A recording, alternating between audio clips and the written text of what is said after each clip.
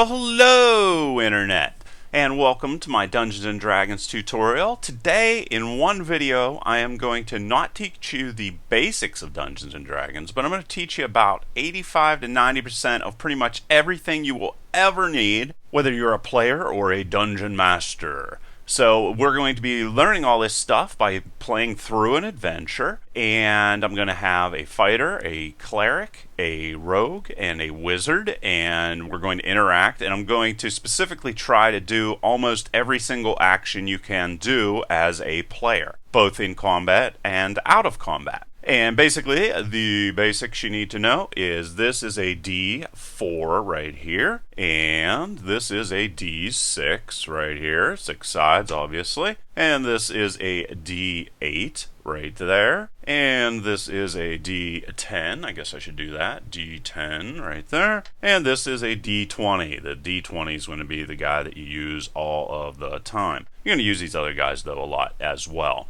And basically, how I'm going to be able to cover all of this information in one video is I dramatically cut down on the detail of the player sheet. I cut out all of the storyline stuff and all that. But we still have all of our skills here, as well as our saving throws. We have our AC, which is our armor class, which means how hard it is to hit my fighter or damage him. Initiation, which is going to allow the warrior or fighter in this situation to be able to attack quickly. 25 feet is the distance he can travel. 13 is his HP, his hit points, and whenever that goes to 0, he dies. Then you're going to have 13, which is passive perception, which is going to deal with whether he will be able to discover if a monster is in stealth or something. I'm going to cover all the saving throws. We're going to walk through all of the different skills, even animal handling. I'm going to cover every single skill, and I abbreviated them all, but I will detail them whenever we walk through our adventure. So if you haven't completed a player sheet, you should probably do that before you watch this tutorial, but once again, I will cover every single thing that's on the player sheet while we walk through our adventure, so you should be able to pick up a lot either way. On top of that, this is my ultimate goal. My ultimate goal is that if you watch this video, that you're going to be able to get this right here, this little sheet, one sheet, and be able to play any Dungeons & Dragons game just by referring to the information on this one sheet. And of course, I have a link to it in the description, and it's free. So that is the ultimate goal, is to basically condense the rules of Dungeons & Dragons down to one sheet. And now I have a lot to do, so let's get into it. Okay, so here is our game map, and we have right here the rogue, the wizard, the cleric, and the fighter. And I put everybody in odd sorts of positions so that I can have them do all sorts of different actions. Now, the very first thing you're going to do whenever you start a game is roll for initiative. And that just determines the order that players make actions. So the rogue goes first, the wizard, the fighter, cleric, and so forth and so on. That's what that's for. And to figure out how to do that, you roll a d20 and you add initiative to it. This is initiative for our rogue, that's 3. So you can see right here the rogue rolled a d20, got a 16, you add the 3 to it, and that determines the rogue goes first, and so forth with the fighter, the wizard, and the cleric. Now our rogue here is on the side of a hill, and then we have water here, and then he's going to have to climb up a hill. So that is the actions that he sees before him, or her. The rogue is actually a girl. Now whenever you swim, you're going to move at half speed. You can see all the information right here. And the DC, or difficulty class, how hard it is to swim through different types of water, is listed right there. 10's considered easy, 15's medium, 20 is hard. And you're going to use an athletics check to determine if you're going to be able to swim through this water. And you can see down here, if we look athletics check, that's -1 for our rogue. So our rogue is going to have a little bit of trouble getting across here. And if you roll a d20 to try to beat this DC up here, and then add in, or in this situation, subtract our athletics from the d20 roll, that is going to determine if you succeed or not. If you fail by more than 4, that means you don't move, and if you fail by 5, that means you go under the water. If you are under the water, you're going to have to roll again a d20 and determine if you're going to survive or not. All right? And a lot of this stuff in regards to difficulty class, it sounds complicated, but it really isn't. It's up to the dungeon master to determine what the DC is going to be. So if your player is struggling, the dungeon master's job normally is to keep the player somewhat alive.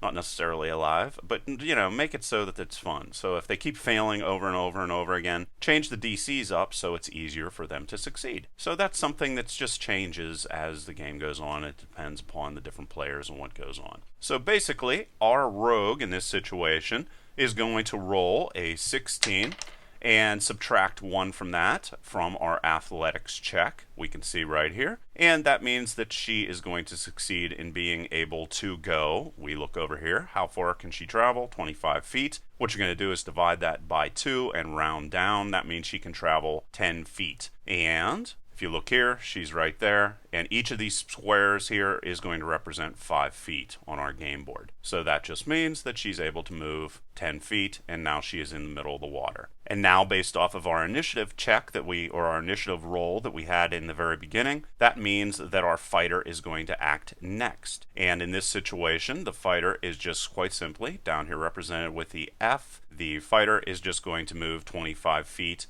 or 5 spaces. So the fighter goes from there to there. And that's the end of the fighter's turn. Now, there's nothing really else for the fighter to do. I mean, it could look around and it can play around with these other skills, but for now, we're just going to have the fighter just move and then give the turn over to the wizard. Now, our wizard is going to start moving, but a net trap with a DC 20 is going to fall on him. And what he's going to do is make an athletics check to determine if he is going to get trapped or if the wizard is going to be able to jump out of the way. You can see here is our wizard. Athletics check is -1, and the wizard is going to roll. He's going to roll a 7 with the D20. Once again, D20 is going to be your main guy all the time here. If we subtract 1 from that, well, we know the trap is going to be a DC 20, so obviously you got a 6 versus a 20, and that means that the wizard's going to be trapped. So now what's going to happen? Well, that brings in our cleric, who now has an opportunity to free the wizard if he should so choose. He moves over by the wizard, and he's going to try to free the wizard from the net. The freeing of the wizard from the net, we're going to say, is going to be a DC of 10, and the cleric is going to roll a 20 in this situation, which is going to be a critical hit on the net, and a critical hit means that you can actually attack twice. And then what we're going to do is we're going to basically, what we would have done is take the DC or the D20 and then add 3 to it to determine if we hit or not. But if we hit 20, we always are going to hit, so that all succeeds. Then we're going to determine how much damage we do, and you might want to watch this video full screen here. It's in 1080p, so you should be able to see everything beautifully. Now, some dungeon masters may say that we're not going to be able to use a warhammer to cut through a net, but I'm just going to say that everything's going to be perfectly fine because it's a bludgeoning weapon and not a piercing weapon or whatever. I'm going to say it's okay for us to cut through the net with our warhammer. And what this basically means is we are going to take a D8 and you're going to roll it, and then you're going to add 2 to it. So in our situation, our cleric is going to roll an 18. We're then going to add 2 to it, and that means that we're going to have a total of 20 damage to the net. Since the net has a DC of 20, that means that we are going to be able to very easily cut through our net. So that's super awesome, and now our wizard as well as the cleric and everybody else is free. And now we're going to use the same order that we did with our initiative to see what happens next. Now basically our rogue is going to move over 1 space because now she's on the edge of a cliff, and next time she's going to have to jump up the cliff or climb the cliff. And to determine that she was able to move, the rogue is going to roll a D20 once again. And she's going to roll a 20 in this situation, and that means that she's going to be able to move 20 spaces. But in this situation, she's just going to move 1 because she is impeded further progress in regards to climbing up the hill. So the next turn, she will go about in climbing up the hill, and I'll show you exactly how to climb. Now, the fighter is in a situation where we have a broken bridge here. However, there are some scraps of wood laying on the other side of the bridge. And what the fighter wants to do is to run and then jump across the bridge and then pick up that extra wood and lay it down so it'll be easier for everybody else to be able to climb across that bridge. So what the fighter's going to do is move 1, 2, 3 spaces, and then he is going to roll a d20 and then add athletics check again to it to determine how far he's going to be able to jump in that situation. So he's going to take the d20 and roll it, and he's going to get a 6. He's then going to add 4 to it, and you can see right here how we figured this all out. So he got a 6 plus athletics check. So that is going to be a 4, so he got a total of 10. So if he wouldn't have ran before he went to make the jump, he would actually have missed it and landed in the water. But if you move more than 2 spaces before you make the jump, in that situation, you're only going to divide by 5. So that means in that situation, our fighter is going to be able to leap 2 spaces and land on the other side of the bridge and succeed. He can then, with a bonus action, lay down some boards or whatever so that everybody else will be, have less of a problem in regards to climbing across the bridge. Now we're basically going to just move our wizard as far as we can move it. So there goes the wizard 6 spaces. I am then going to move my cleric and put him right up next to the wizard. It's always a good idea to keep your wizards and your rogues protected by the fighters and the clerics. And now we're going to see exactly how the rogue is going to be able to climb up this cliff. Now whenever you're trying to climb up a cliff, once again, what do you think we're going to use? We're going to use the athletics check again versus a d20, or we're going to take the athletics and add it to a d20. So basically, the rogue is going to try to climb up the rock wall that's going to have a difficulty class of 15. She's going to roll, and she's going to get a 4. And if we come down here to athletics check, again with the rogue, you're going to drop that down to 3. And that means that she is going to fail. Now, in the situation in which you fail at doing something athletics, you can make a saving throw, and that is going to determine if the rogue is going to fall and hurt herself or not. So in this situation, the rogue is going to roll, trying to defeat a difficulty class of 10, and she rolls a 19. So that means that she is going to be okay, and she's not going to fall or hurt herself in one way or another. And you can see the different difficulty classes for the different types of walls that we would be climbing up. If it's wet and icy, we just add +5 to whatever these guys are right here. And if you have a climber's kit, which our rogue does not,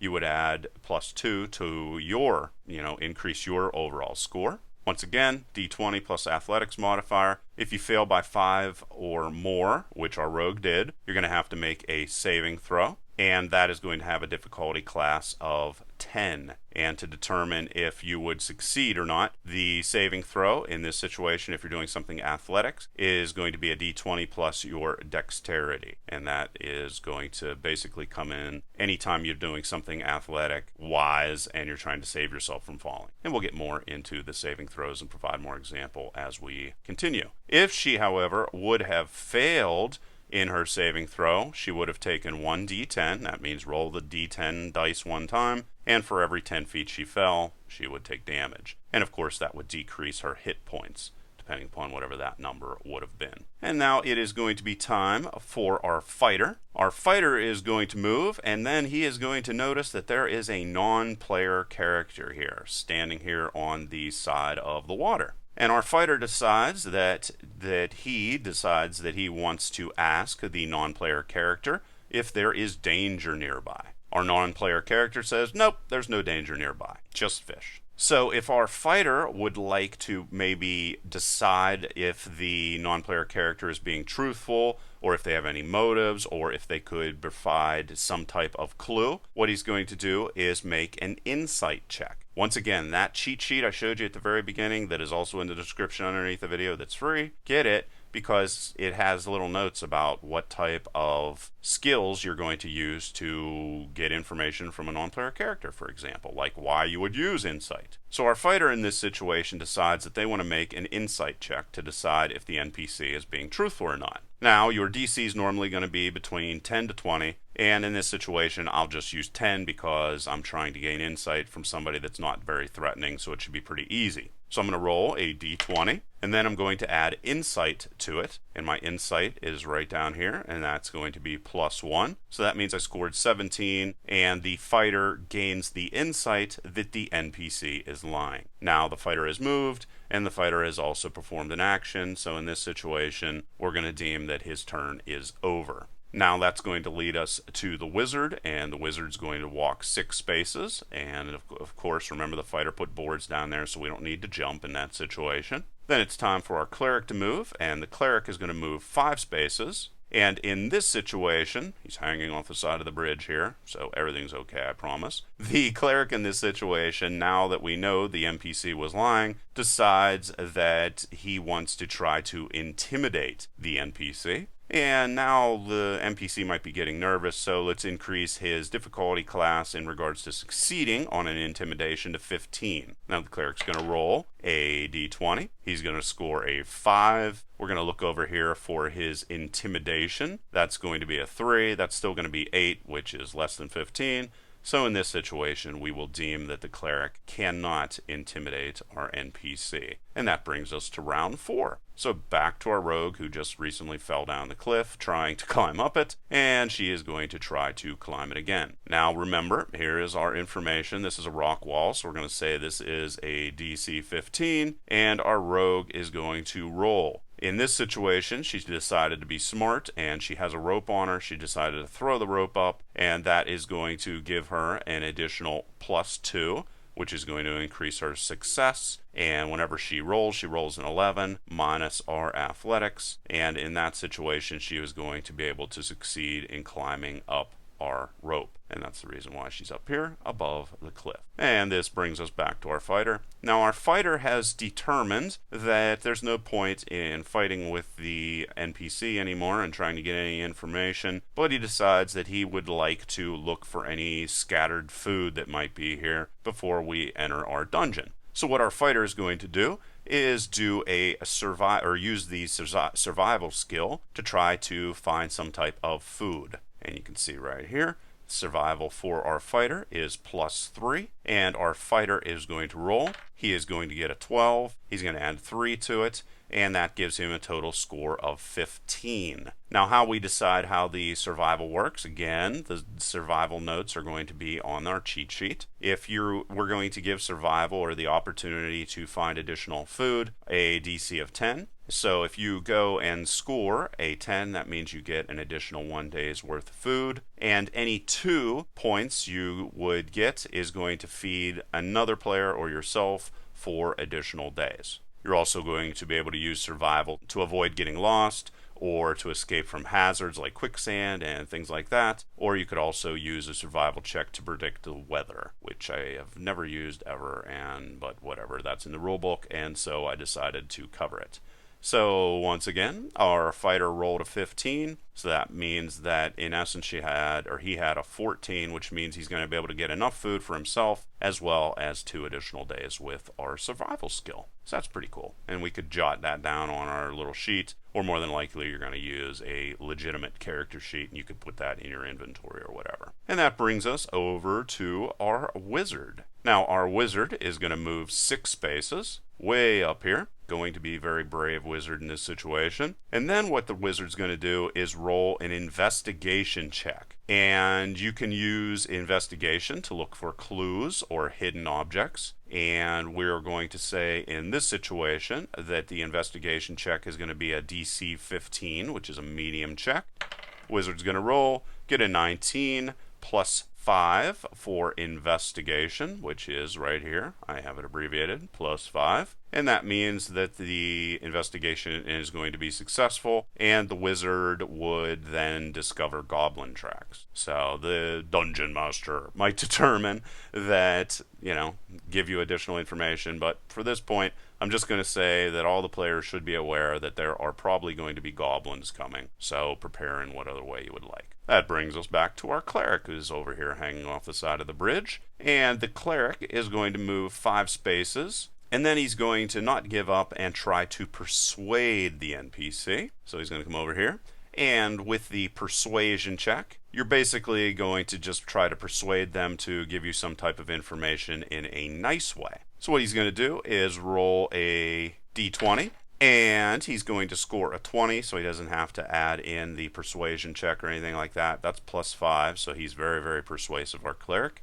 But either way, he is going to be able to persuade the NPC to give him a little bit more information, and what the NPC says in this situation, which is more valuable, is that there are 3 goblins nearby. So all of our players know that goblins are coming, and specifically we're going to see at least 3 of them, so we should be prepared for that situation. Now our rogue is going to be sneaking up here. The NPC does not know that the rogue exists, and next to our NPC is going to be a pile of fish. So our rogue is going to move 5 spaces, once again 25 feet, each of these blocks is 5 feet, right next to the pile of fish. In this situation, our rogue is kind of sneaky and decides that she would like to steal some fish. How you can steal some things if you're a rogue is to use Sleight of Hand. And I'm going to say that that is going to have a DC of 15. And we look at Sleight of Hand, it's right here, so +7. So our rogue feels pretty confident that she'll be able to steal some fish. And she rolls, and she gets a 4. So even if you had the 7 to that, that is only going to give you 11, and we were shooting for 15, so she is going to fail. In this situation, the NPC is going to accuse the rogue of stealing, and so the rogue decides that she would like to make a deception check. So deception check is right here, and she's going to roll, and the deception check DC is going to be 15. Let's just keep it the same because it's a little bit heated. And she's going to roll an 18, add a 4 to it. And in this situation, she succeeds, and the NPC decides that she was just admiring the fish and everything's cool. So there you go, some more examples of some skills and how we can use them. We then move on to our fighter, and our fighter is worried about our wizard, so the fighter is going to move up here in front of the wizard and end his turn. The wizard in this situation isn't going to move, but the wizard is going to make a history check about the dungeon ahead to see if there's any type of information that can be gleaned using a history check. And in this situation, let's just say the history check DC is going to be 10.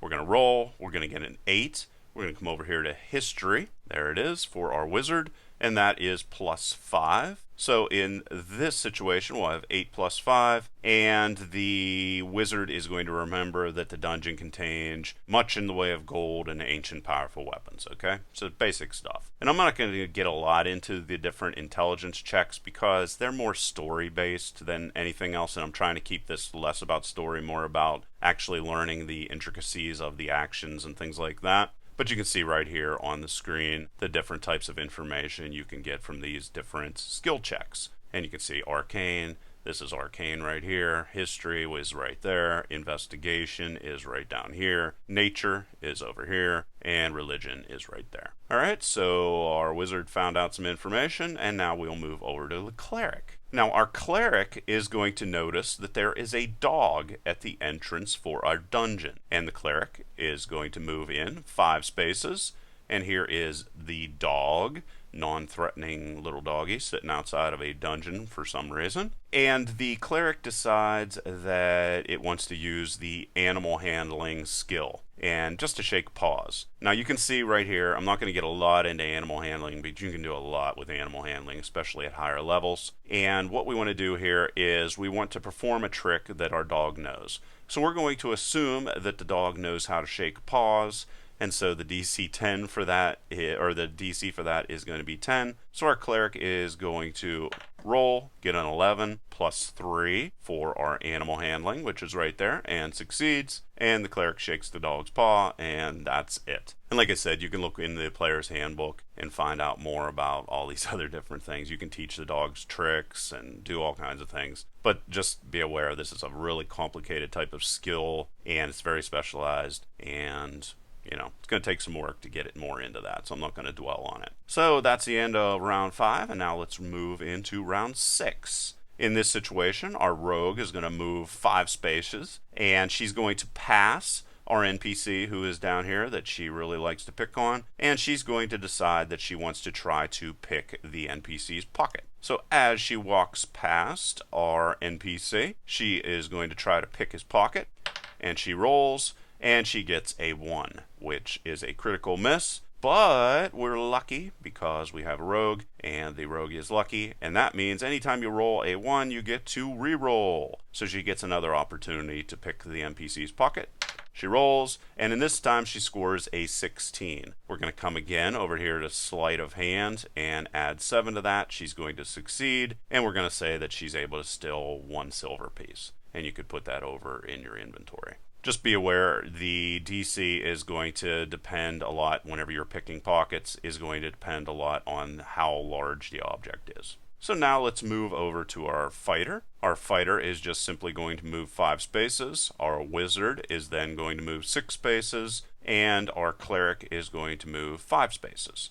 So the Cleric's up above so they can accept some damage. He has an AC of 18, which is good. The Fighter has an AC of 19. We're going to get more into what AC and armor class does whenever we get into combat here very soon. And that brings the end of round 6. Now let's move into round 7. And the Rogue is just going to try to catch up to everybody. And she is going to move 5 spaces. And then the Fighter is going to move 5 spaces and sees that there is a wooden door that is going to block the entrance to our dungeon. And what he's going to do is try a strength check on the door and move up inside of here. And like I said, it's a simple wooden door, so it's going to have a DC between 13 and 23. And he's going to use a strength check to determine if he's going to be able to break through that. And in this situation, I'm going to say that the DC for the wooden door is 19. And our Fighter is going to have a proficient strength of 4. And on top of that, he's going to have a crowbar in his inventory, which is going to give him +2. So he is going to roll a d20. And he scores a wonderful 5, which he's going to add 4 to it from our strength that we have right here. The saving throw strength and all that's going to be exactly the same as on the player sheet, so I just refer to that just to keep it simple. It's a little confusing, but it works out nonetheless. So he's going to have 5 plus 4 plus 2, which is going to get an 11. Remember, we wanted to get a 19, so he uses a strength check and fails. Now our Wizard is going to come in here and try to change up our luck. Wizard is going to decide to cast a firebolt on the door. So basically to smash the object rather than use a strength check. And you can see right here on the screen all of the different hit points that all these different things have. So we know exactly how much damage we're going to have to do to smash the door rather than just push it open. And it's good to know that inanimate non-magical objects don't have saving throws. So in this situation, our wooden door, I'm going to say, has hit points of 10, and our Wizard is going to roll 1d10. You'll just have to trust me on this. On page 90 of the basic rules, it says that the damage that our Wizard's going to be is going to be 1d10 worth of damage. And we're going to roll and get an 8, and that is going to drop our door's HP down to 2. And now we leave it for the Cleric to hopefully get through this door. The Cleric is going to move upwards and then hit the door with his Warhammer. So he is going to, remember, it is a inanimate object, so he's going to succeed on his hit, and now he just has to roll for damage. And the damage on this, I'm going to say that he puts his shield down, uses his Warhammer as a two-handed weapon. He's going to roll a d10 and then add 2 to it, like you can see right here. He rolls a 9 plus 2, and that is going to smash our door in. And that also ends round 7. And now we move on to round 8. Our Rogue is just going to move up a couple additional spaces. Our Fighter is also going to come in here and move in a couple additional spaces and get in order so that it'll be able to protect the Rogue and the Wizard. The Wizard's going to move 6 spaces behind the Fighter and gain cover. We'll get more into cover here in a second. And the Cleric is going to come in here and move 5 spaces. Now that ends that round. Now we're on to round 9, and the Rogue is really trailing behind here, and all the other players want the Rogue to catch up, so they decide to pass on their turn and allow the Rogue to move up so that the Rogue is right next to them. Now the Rogue is aware that there are probably 3 goblins hiding in here somewhere, so the Rogue decides that she is going to perform a stealth check. Now we're going to say to the Dungeon Master, how much am I going to have to roll to be able to hide? And the Dungeon Master is going to say that you need to roll a 9 to hide. So the Rogue is going to roll, and the Rogue rolls a 6, and she is going to get 7 from stealth, which is right there. And we now know that she's able to perfectly hide behind a rock and be in stealth mode. Our Fighter then is going to move 5 spaces ahead, knowing that a goblin might be nearby. Our Wizard's going to trail up behind and hide behind our Fighter, and our Cleric is going to come up here and also hide. And these are rocks here in my poorly drawn map, if you're wondering what these little gray things are right here. And this begins round 11. And what we're going to do in round 11 is we're going to be facing off against 3 goblins. However, the players don't know this right now. The goblins obviously do. So what we need to do in this situation when there is a face-off is check to see if players are going to be surprised by the goblins. And in the situation in which a player is surprised, that means that they can't do anything for the round. However, since the Rogue is in stealth, she cannot be surprised. So everything's all cool for the rogue, and we don't know what's going to happen to our wizard, our fighter, and our cleric, but we will know in a second. Now you're going to roll a d20, and that's going to represent the goblin's ability to surprise, and that number is going to be added to the goblin's stealth modifier, or if the stealth modifier is not listed, then you're going to just use dexterity to decide if the goblin's going to be able to surprise or not. So the goblins, we know that there are 3 here, or at least the dungeon master knows that, and they are going to roll a d20, get a 5, and in this situation, we know that our goblin has a stealth ability. This is taken right from the basic rules book, which is also free, which is cool. And we know that they have a stealth of 6. So we learned from this that our players are going to have to roll a 12 or more, otherwise they will be surprised. And you can see right here, a monster's ability to surprise is d20 plus dexterity or stealth. We have stealth here, so we're going to use that. And the player's ability to sense stealth is going to be the d20 plus the perception modifier. And the perception modifier right here, for at least for our cleric, is going to be 5. And that's one of our skills. Now our fighter and our wizard and our cleric, remember the rogue isn't going to be surprised because she's stealthed, are all going to roll. And you can see right here all the additional information. So our fighter is going to roll a 6 plus a 3, which comes from the perception. This is the cleric, remember that's 5. And that is going to fail with a score of 11. Remember that we have to get a 12. The fighter is also going to, the fighter failed, obviously.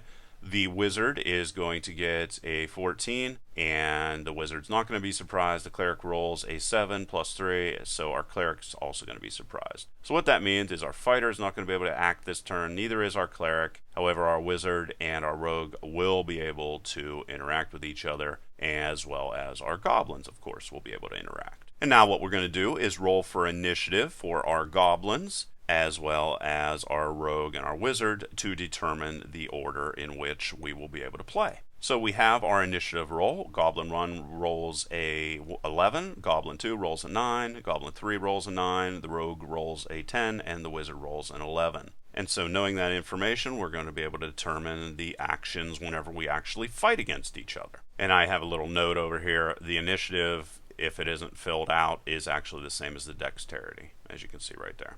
Okay, so now let's move on and let's go and start an attack. So I'm going to say in this situation that the wizard is going to be able to attack first. And since the wizard wasn't surprised, the wizard's going to be able to see our goblins over here because they don't have full cover. And the way cover works is the wizard in this situation is going to have half cover because he is going to be behind the fighter.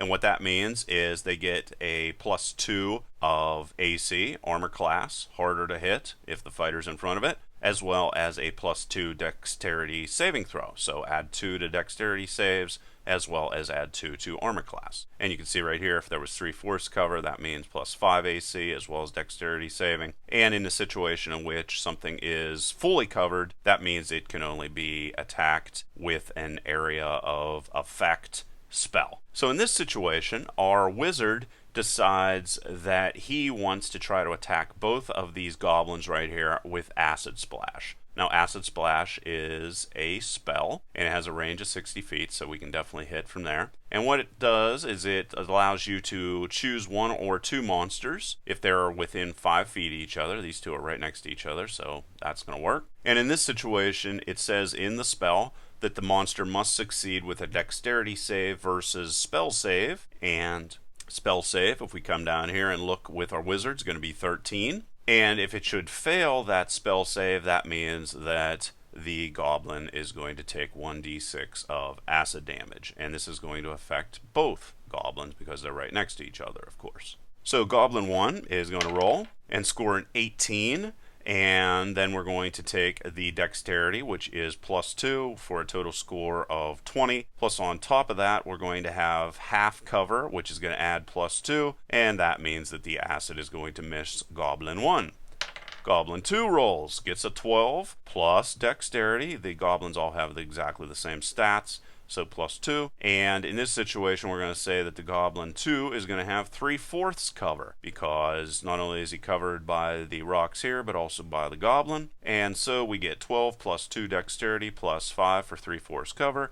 And again, the acid misses there as well. Just understand, I'm playing these different spells more to show you the different types of spells, not necessarily because I thought that was a great idea to do acid splash. Alright, so the wizard had an opportunity to attack and failed miserably. Now it is time for Goblin 1's opportunity to come in here and attack. Now remember that Goblin 1 is going, you can see here I put some information in regards to how that attack went. Now Goblin 1 in this situation has half cover because he is behind a rock, so he has +2 to his armor class. And Goblin 1 decides that he wants to attack the fighter with a short bow. So you can see right here is all the information on the Goblin short bow. And our fighter in this situation is right here.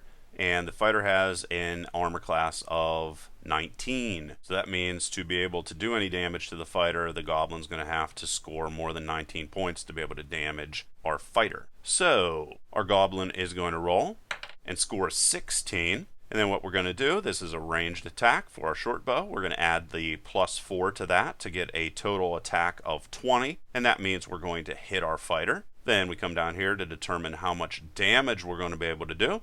So the Goblin rolls for damage with a d6 and scores a 3 plus 2, and that is going to drop our fighter's hit points from 13 to 8. Okay, so Goblin 1 succeeds where the wizard fails. Now it's going to have the opportunity for our rogue to attack. Now our rogue in this situation has advantage because she is in stealth. Now having advantage means that you're going to be able to roll twice and pick the best number from it. But in this situation, what our rogue is going to do is use sneak attack, which is going to allow her to do an extra 1d6 of damage, and that's true if there's any advantage. And the one situation in which the rogue doesn't need advantage is if a monster is engaged with another player at the time and they're distracted. So sneak attack allows you to do an additional 1d6 of damage if you are a rogue and you have that capability, obviously. So the rogue decides that she wants to try to sneak attack because she's in stealth, and she's going to do this on Goblin 1. And you can see right here that the AC or armor class for our Goblin is 15, so she is going to try to attack Goblin 1 way up here. And with our short bow, she can shoot this guy 80 feet, so that's 80 feet. She'll definitely be able to hit him with that. And the AC also is going to be 15 plus 2 because remember, Goblin 1 has half cover. So the rogue is going to roll, score a 14 plus a 5 range attack bonus, which she knows we have because that's right here, +5, so that's pretty awesome. So that's going to get a 19, which is going to hit our Goblin. And now our rogue is going to roll to determine the damage, and she gets a 5 plus 2, so she does 7 damage, and the HP for our Goblin is 7, so that means that she kills the Goblin. So in this situation, sneak attack didn't even matter. If she would have wanted to, she could have done an additional 1d6 of damage, but she didn't need to because the Goblin is already dead, unless you want to shoot another arrow at him. So the Goblin 1 is dead, and I have all the additional information here in regards to how all that worked itself out, if you would like to pause and read that. Otherwise, we're going to move on to Goblin 2 and what Goblin 2 is going to do.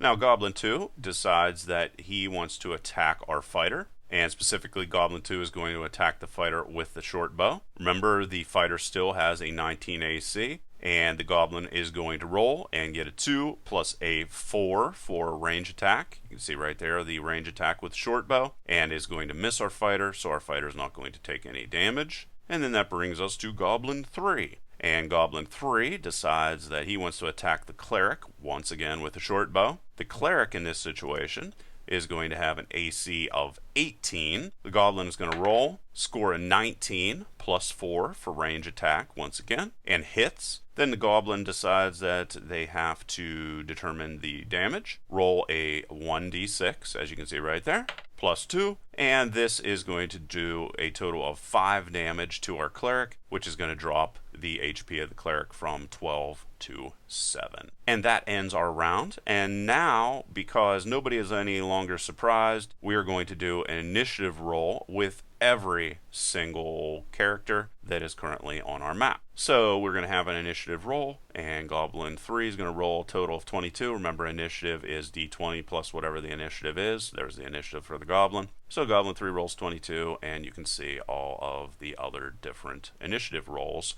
And then we're going to determine who goes first, depending upon who has the highest initiative roll. Now, Goblin 3 gets to go first and decides that he wants to attack the Cleric with the short bow. Once again, the Cleric has an AC of 18. The Goblin rolls a 1, which is a critical miss. And anytime you have a critical miss, a whole bunch of horrible things can happen to you unless you're a rogue. And I have a whole list of all the different things here that can happen if you have a critical miss. And what you're going to do in that situation is get a d20, and you're going to roll it to determine what horrible thing happens to you. So I roll in this situation, and I roll a 13. So I'm going to come down here and go 13 to 14, and that means that our Goblin 3, this guy down here, is going to be knocked out for 1d4 rounds. And I'm going to roll a 1d4, which remember is the pyramid-shaped die, and I'm going to roll a 4. So that means that our Goblin is going to be prone, knocked on the ground, unconscious for 4 rounds, and more than likely is not going to do anything else for the rest of the playthrough. Now we move on to Goblin 2. Goblin 2 decides that he wants to continue attacking the fighter with the short bow, and the fighter has a 19 AC, and the Goblin is going to roll a d20 and add in 4 for a ranged attack. Got an 18 plus 4, and that is going to hit. The Goblin is then going to do some damage, so gets a d6, rolls that guy, and that comes back with a score of 5 plus 2, which is going to drop our fighter's hit points to 1. So our fighter is not looking too good right now. Almost dead.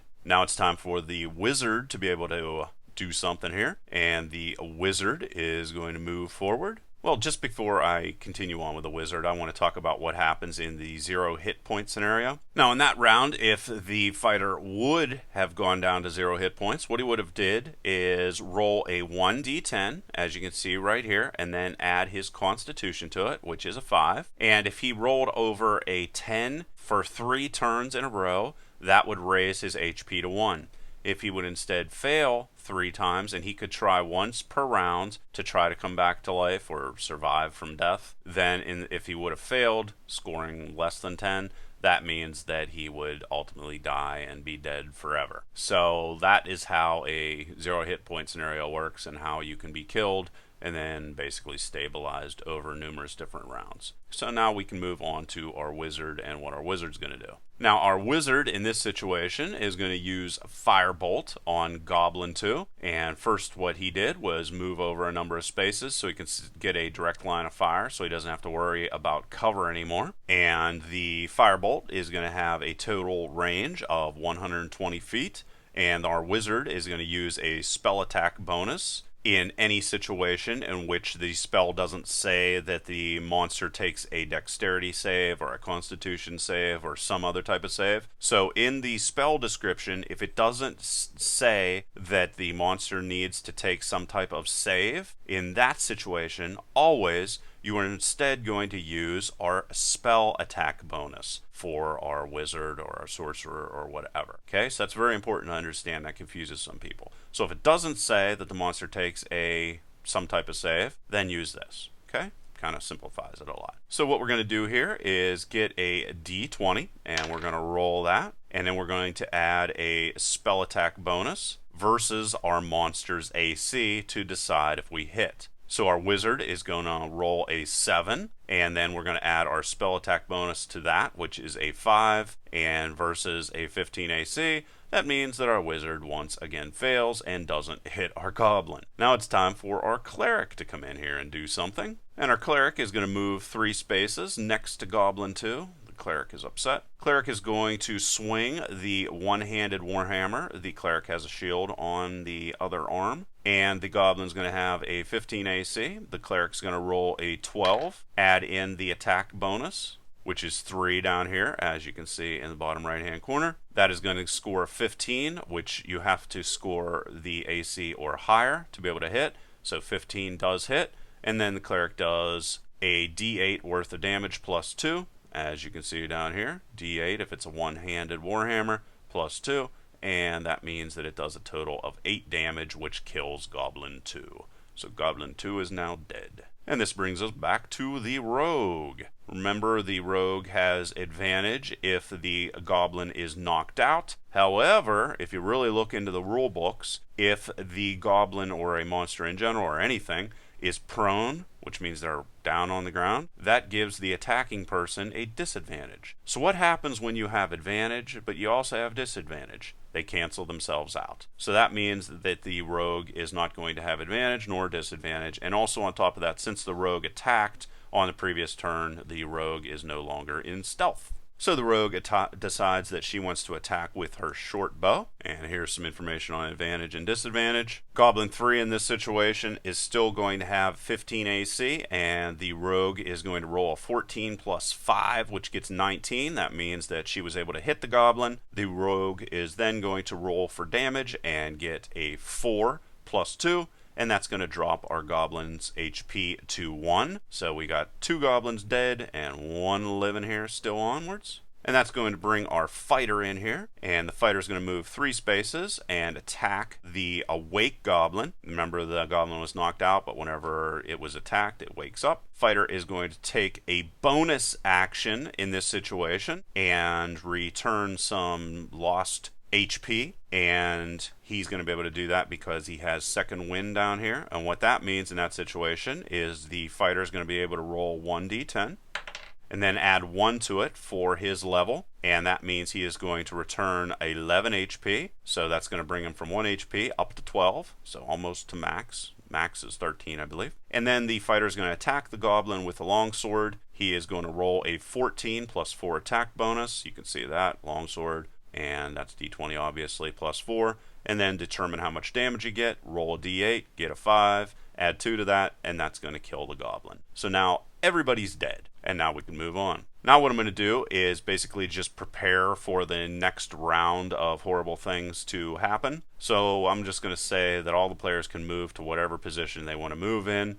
this situation. As the dungeon master, you're allowed to do anything you want, basically. And also I'm going to say that the cleric is going to cast Cure Wounds on our fighter and going to roll a d8 in that situation. And we are going to then determine that we're going to take the d8 plus 5 for the wisdom.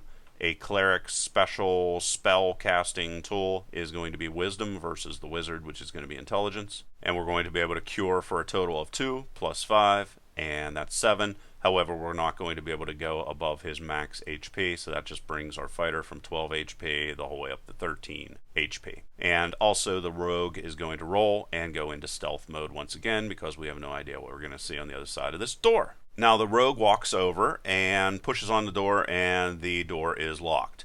And so the rogue decides that she is going to try to pick the lock, which in this situation we're going to say has a DC of 10. We're once again going to roll a d20, which is going to give us an 8. We're going to add our dexterity to it, which is 5, and that means that the rogue is going to be able to unlock the door. However, we're going to find out then, as we push the door, that we cannot get through. The reason why we can't get through is a monster is holding the door shut. So in this situation, the fighter is going to try to enter a strength contest. Now, contests are going to occur when a player and monster are trying to do the same thing. So how we're going to determine success or not is my fighter has a strength modifier of plus 4. So strength modifier plus 4, as you can see right there, plus 4. And we're going to combine that or compare that to a goblin strength modifier, which is -1. The fighter is going to roll a 7 plus 4 for the strength modifier to get 11. The goblin's going to roll an 11 minus 1 and score a 10. The fighter is going to throw the door open, and the goblin is going to run away. So now we will move on. We got into our inner chamber here, and we will discover some more things. Maybe now would be a good time to do an initiative roll, or you could just stick with what you previously had. I decided to do an initiative roll, and in this situation, I scored, or the wizard came out first. And what the wizard's going to do is move 6 spaces, and then the wizard is going to perform a perception check. And that is going to be specifically used. Let's say the wizard says, I think this looks kind of weird here and I want to inspect what it is. So perception is going to tell the wizard if this is something to be worried about or not. And we'll say the DC for that is 15, and the wizard rolls a 14, and we'll come down here to perception, which is +2, and that means that the wizard is going to be able to discover that there is indeed a trap here, but not do anything about it. Fighter's then going to move in 3 spaces. Fighter can't really do anything, but the rogue can come in here and try to disable the trap. So the rogue is going to move in 3 spaces, and we're going to say that the DC to disable the trap is going to be 15. The rogue tries to disable the trap and rolls a 3. Even with +5, which in this situation would be our dexterity, that's going to give us a score of 8, which means that not only did the rogue fail, but he failed miserably. This got a score of 15, and he scored an 8. That means he missed by more than 5. That means that he sprung the trap. Whenever you spring the trap, that means that the rogue has to take a dexterity save to decide if he is going to die or not. So the rogue makes a dexterity save, and that's going to say, let's say the Dungeon Master says that's 15, so that he can kill off the rogue. And the rogue is going to roll and get a 5 plus dexterity and fail again. So he was trying to get 15 and he got a 10. So now what's going to happen? Well, the cleric is going to come in and try to save our rogue who just failed miserably. So the cleric's going to move in 4 space, and the cleric decides that he wants to make a strength save to try to keep the rogue from falling in the pit. So he's trying to do something with strength, grabbing a body and holding it from falling into a pit. He's not doing something necessarily reflexive. So the cleric rolls, gets a 6 plus 1 for a strength save, as you can see right there, and the rogue falls in the pit. Everybody fails. Okay, so the cleric, So the rogue tries to reduce damage. And in this situation, the damage that can be done, we're going to roll 1d6 for every 10 feet fallen. And in this situation, we'll say that that is 4 falling damage. So in trying to reduce that 4 falling damage, the rogue is going to roll a d20, which is going to come up with a score of 6. We're going to add in acrobatics, and acrobatics for our rogue. Where is our rogue? I don't know. Pre-rogue. There she is. The rogue right here, athletics, is going to be -1. Divided by 2 is going to give us a total damage that wasn't done to our rogue of 5, which means since she had 4 done to her and 5 was negated, that means our rogue is safe. So our rogue didn't take on damage, and she was very lucky. And that is an overview of a vast majority of the things that you will need to know to play Dungeons & Dragons. Now, there are a couple more things. Constitution saves, you're going to hear about them all the time. What a Constitution save in this situation, here's an example.